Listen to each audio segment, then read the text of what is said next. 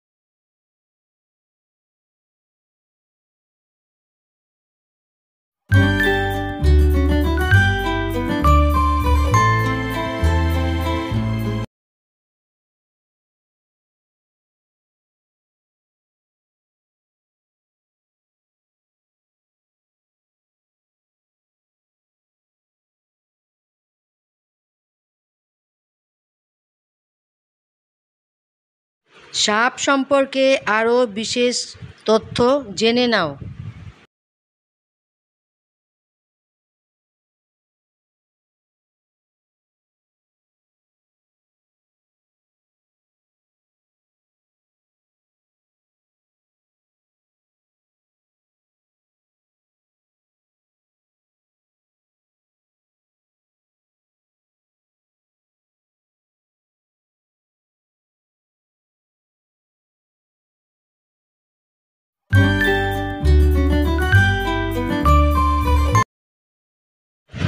তাহলে এই ভুল ধারণাটা ভাঙলো তো?